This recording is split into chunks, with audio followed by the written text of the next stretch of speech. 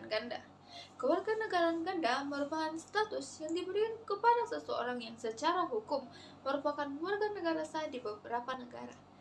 Hal tersebut bisa terjadi karena sejumlah negara memiliki hukum kewarganegaraan yang berbeda-beda.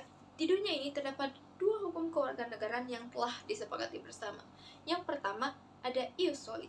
Ius soli merupakan hukum kewarganegaraan yang mengatur kewarganegaraan seseorang berdasarkan pada tempat kelahirannya. Negara-negara yang menetapkan hukum ini contohnya seperti Amerika, Argentina, Brazil, Kanada, dan lain sebagainya.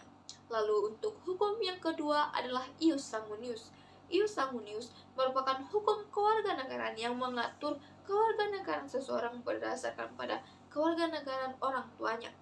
Negara-negara yang menetapkan hukum ini seperti Indonesia, Inggris, Belanda, Filipina, dan lain sebagainya.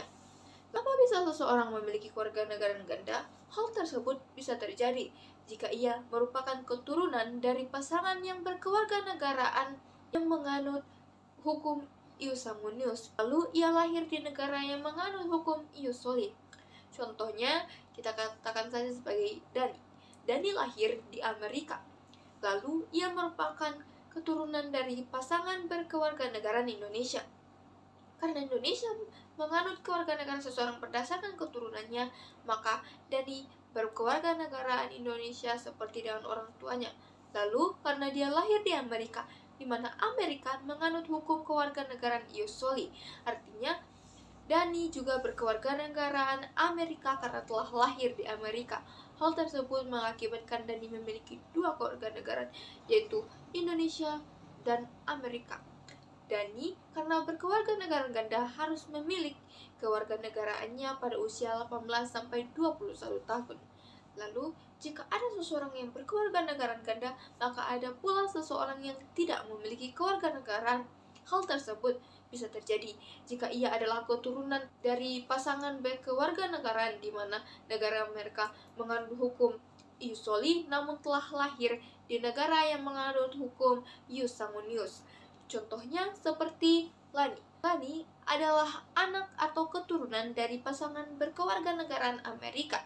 Namun dia telah lahir di Indonesia, di mana Indonesia menganut hukum ius sanguinius yang artinya ia tidak bisa mendapatkan kewarganegaraan Indonesia dan juga tidak bisa mendapatkan kewarganegaraan Amerika seperti orang tuanya karena tidak lahir di wilayah atau negara Amerika. Untuk itu, Lani harus melakukan naturalisasi.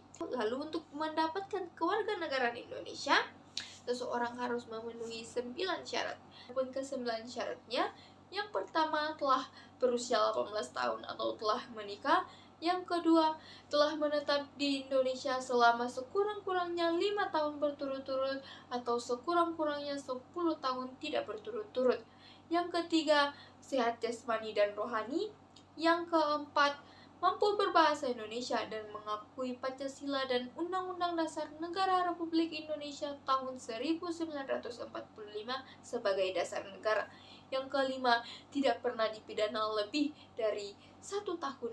Yang keenam, jika melakukan pewarganegaraan maka status berkewarganegaraan gandanya akan hilang. Yang ketujuh, memiliki pekerjaan tetap atau penghasilan yang tetap. Yang kedelapan, mampu membayar biaya pewarganegaraan ke kas negara. Lalu syarat yang ke-9 atau yang terakhir adalah surat permohonan pewarganegaraan dilakukan di Indonesia, berbahasa Indonesia, dan dengan materai yang berkecukupan. Lalu diserahkan ke Presiden melalui Kementerian Hukum dan Hak Asasi Manusia Republik Indonesia.